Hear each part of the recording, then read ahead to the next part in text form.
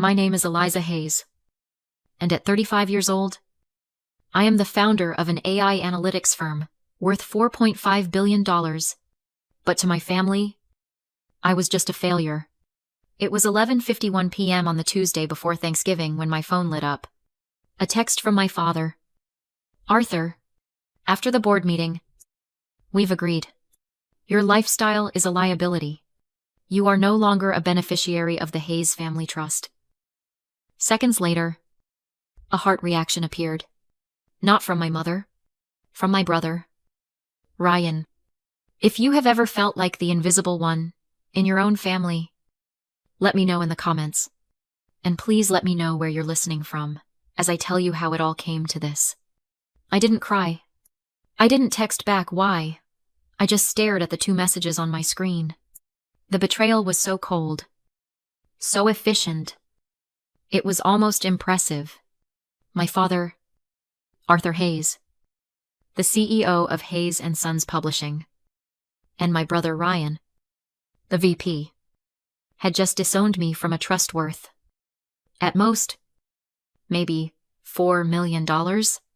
They had no idea what they had just done. I opened my laptop. The glow from the screen felt clinical in the dark. For 5 years, my company, Quantum Read, had been the silent, anonymous benefactor for my father's prestige literary projects. You know the kind, the ones that win awards, get glowing reviews in niche magazines, and lose a fortune. My compassion had been a luxury they'd overdrafted for years. This wasn't revenge. It was accounting. At 11:58 p.m., I logged into the private wealth portal and terminated the quarterly transfer of $500,000, the one that kept their lights on. At 12:01 a.m., I sent a digitally signed order to my bank, freezing the corporate credit line I had personally guaranteed for them 8 months prior. At 12:03 a.m., I messaged my assistant cancel my flight to Boston for Thanksgiving indefinitely and clear my schedule for a call with legal. To understand why this wasn't cruel, you have to understand my family. Hayes & Sons Publishing was a Boston institution, a legacy built on paper, ink, and the smell of old leather. My father, Arthur, and my brothers, Ryan and Mark, lived in a world of leather-bound books and literary galas. They were the men of letters. My world AI-driven data analytics, predictive algorithms, and global market trends was, in my father's words, a silly website business, a distraction. I was the black sheep. The core wound happened when I was 22. Just out of college, I had the framework for what would become Quantum Read, an algorithm that could predict literary trends with 94% accuracy. I begged my father for a $20,000 seed loan. We were in his study, the room in the Beacon Hill brownstone that smelled like old paper and furniture polish. He didn't even look up from his desk. Eliza, he'd said, his voice full of disappointment. Data is not literature. Stop this hobby and come work in acquisitions at the press. I'm sure I can find a place for you. I left Boston the next week. I worked 3 jobs. I slept in my tiny office in a Palo Alto incubator. I built Quantum Read from nothing, scraping together code and investments until we finally broke through. And now, that hobby was an unseen giant. That silly website business had just been valued at $4.5 billion. And for the last 5 years, I had been secretly funneling $2 million a year just to keep my father's precious legacy from foreclosure. Why, I'd ask myself that all the time. I suppose I did it. After all this time, still hoping that one day he'd finally see me, that he'd finally say, "You did it." But you have to understand, for my father, legacy wasn't about success. It was about tangible proof. It was about physical books on a shelf. It was about the Hayes & Sons name carved into the stone of a building. Me digital, data-driven world was abstract. He couldn't hold it in his hands, so he couldn't value it. In his mind, my success wasn't just confusing. It was an insult to his entire identity. And I'd just let him insult me for the last time. The calls started exactly 8 a.m. I was already on my second cup of coffee, watching the fog burn off over the Golden Gate Bridge. I let it ring. It was Ryan. He didn't leave a voicemail. He just called again. And again. And again. On the fifth try, I picked up and put it on speaker, setting the phone down on my desk. I didn't say anything. Eliza? Eliza? His voice was high-pitched, laced with a panic I'd never heard before. What did you do? The payroll account is empty. The wire didn't come. What did you do? I just listened. I could hear him pacing, his breathing shallow. This isn't funny. Eliza, you're overreacting, whatever point you're trying to make. You've made it. Turn the money back on. Now. I sipped my coffee. Overreacting. That was the word he chose. Did you hear me? He shouted. You are screwing all of us. You turn it back on. Or, I'm telling Dad. I pressed the red end call button on my screen. I'd been the silent investor in their version of family. Now, I realized it had been a subscription, and I'd just canceled it. 10 minutes later, my father, Arthur, of course. A didn't call. A call would imply a conversation, a negotiation. My father didn't negotiate. He decreed. A booming voicemail notification appeared. I played it. Eliza. His voice was the one he used for board meetings. The one that made grown men shrink. This is petulant and childish. You have created a catastrophic mess. I don't know what point you're trying to prove. But you will reinstate the funds immediately. You will call this office. And then you will call your brother and apologize. This ends now. A catastrophic mess. He wasn't wrong. But he was confused about whose mess it was. Finally, just as I was about to head into my first meeting, a text from my mother. Susan. Eliza. Please call your father. You know how he gets? You're making things very difficult for everyone. Please. Just fix this so we can have a nice Thanksgiving. Your brother Mark is so looking forward to seeing you. I stared at the 3 messages. Ryan's panic.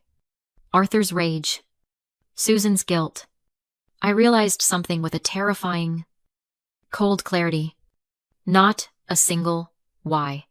Not one, are you okay? Not one person had asked what they had done. They weren't shocked by what they'd done. They were just shocked that I'd finally stopped playing along. The fog of my childhood obligation. The thick, heavy guilt I'd lived in for decades. It didn't just clear. It evaporated. It was gone. I rubbed my eyes, trying to summon regret. But there was only clarity. This wasn't a breakdown. It was a balance sheet. And for the first time, it was balanced. My family thought this was just drama. They thought I was a daughter throwing a tantrum. They forgot I was a CEO. I called my chief financial officer and my chief legal counsel to a video conference at 9 a.m. I need a full forensic audit of every financial interaction between my personal accounts, Quantum Read, and Hayes and Sons Publishing, going back 10 years. My CFO, a man who lives for numbers, just nodded. Melavier, however, looked confused. Eliza. Why, it's your family. I looked into the camera. My voice was calm. This wasn't anger. It was clinical. They disowned me at midnight. As of 12:01 a. They are a hostile entity. I need to know every dollar, every contract, and every point of exposure. Find everything. Act accordingly. The call comes 2 days later. My lawyer's voice is tight. Professional. Eliza. We found something. It's not just the money you've been sending them. It's much worse. She explains. My brother Ryan, in a desperate bid to launch a new digital imprint to impress my father, had been illegally using Quantum Read's proprietary predictive algorithms to scout authors. That was theft of intellectual property. That was bad. But this was the kill shot. To secure a $5 million bank loan for this new venture, my lawyer continued, her voice flat. Ryan forged your signature. He listed $50 million of your personal pre-IPO Quantum Read shares as collateral for the loan. I was silent. The air left my lungs. Eliza, are you there? I finally took a breath. He pledged my shares. Yes. The bank accepted the forged signature and funded the loan 3 months ago. The funds are already gone. Spent? They hadn't just disowned me. They hadn't just stolen from me. They had committed federal fraud. My brother had leveraged my entire life's work, the company I built with my bare hands, while he was collecting a salary from our father, and he had gambled it away. What happens now? I asked. Now, my lawyer said, we notify the bank of the fraud. The bank, when notified of federal fraud, did not hesitate. They didn't just freeze the accounts, they called the $5 million loan. Immediately. Hayes & Sons Publishing was given 48 hours to repay the full amount. Or the bank would begin liquidation proceedings. Starting with the historic Beacon Hill brownstone, the legacy was collapsing. I knew this because my parents, Arthur and Susan, flew cross-country and showed up, unannounced, at my office in San Francisco. My assistant, a formidable woman named Jess, buzzed me. Eliza. There are 2 people in the lobby, and Arthur and Susan Hayes. They do not have an appointment. I know, I said. Let them wait. I had them wait in our glass and steel lobby, surrounded by monitors streaming global data, for 32 minutes. I didn't do it to be cruel. I did it because I was in a meeting about our Series D funding round. A meeting that was infinitely more important than their panic. When I finally came down, they looked so small against the 20-foot-tall video wall. My father, his face gray and crumpled, rushed over. The arrogance was gone, replaced by a raw, sputtering terror. Eliza, you have to call them off. You have to call the bank. The lawyers. All of them. I just stood there, my hands in the pockets of my blazer. They're using words like fraud. Eliza, fraud. Do you understand what that means? You'll destroy the family name. You'll send your brother. You'll send Ryan to jail. I was about to answer when my mother, Susan, rushed forward and grabbed my arm. Her hands were shaking. Eliza, please, she whispered, tears streaming down her face. He's your brother. This is your father. Please. I'm so sorry. I was just trying to keep the peace. You know how he gets. I looked at her. At this woman who had spent 35 years teaching me that peace meant silence. And the final piece of my old life just broke. Peace, I said. My voice quiet. But it cut through the noise of the lobby. You were keeping the peace. I looked her right in the eye.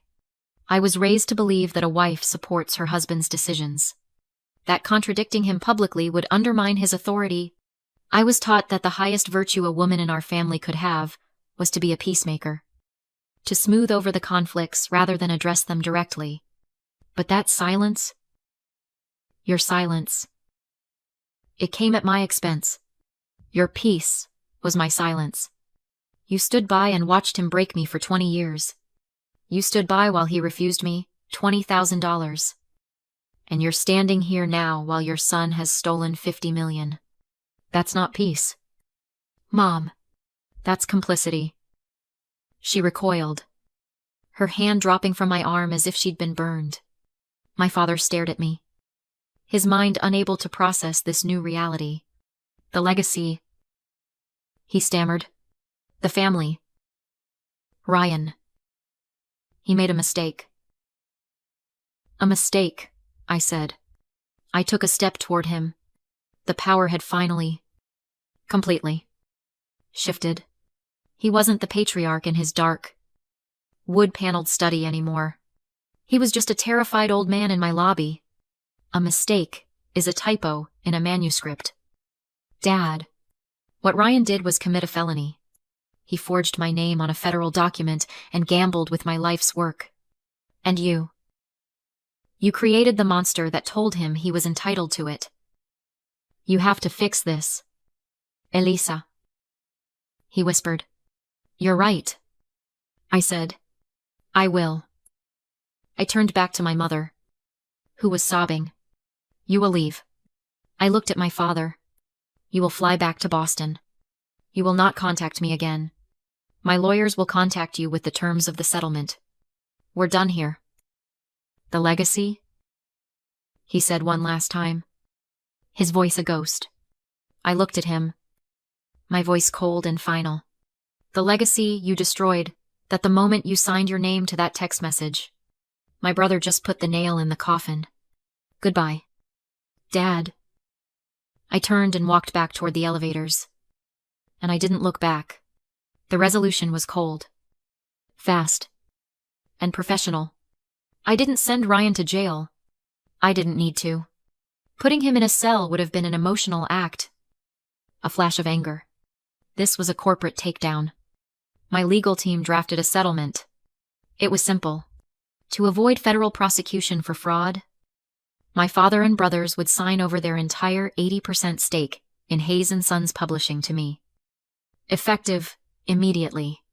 This transfer would cover the $5 million fraudulent loan and a tiny fraction of the stolen intellectual property and the 10 years of investments I had made. They signed. Of course they signed. Their legacy? Their pride. Their entire identity. It was all worthless when faced with actual consequences. I held ownership of Hayes & Sons for exactly 1 week. Long enough for my audit team to secure the archives. Then, I sold the entire company. Its name, Edet, and its dwindling assets, to a larger conglomerate that specialized in absorbing failed publishing houses. They dissolved the Hayes & Sons name 2 days later. The legacy my father had sacrificed his daughter for was gone. Erased from the world with a press release. The historic Boston brownstone, the one that smelled of old paper and judgment, was sold at auction to pay the remaining corporate debts. I did one last thing. I set up a small, anonymous trust for my mother's retirement. Enough for a comfortable, quiet life. It was handled through a law firm. She will never know it came from me. I never spoke to my father. Or my brothers. Ever again. The night the final wire transfer hit my account, confirming the sale, I opened my laptop. I found the old spreadsheet I had kept for a decade. The one I had titled, foolishly, Family. The one where I tracked every dollar I had sent them. Every loan. Every gift. Every time I had propped up their failing world. I stared at the numbers. At the long list of dates that represented so many years of hoping to be seen. Then, I selected the file, and I clicked delete. That night, for the first time in my entire adult life, I slept through till morning. No guilt, no noise, just peace. If you are watching this, and you have ever felt like you were on the fringes of your own family, I see you. Remember, your worth is not defined by their limited perception of you. The hardest, and most important, thing you will ever do is choose to build your own legacy. And sometimes that means having the courage to walk away from the one you were born into. Have you ever had to make that choice? Please share your story in the comments below. Thank you for listening.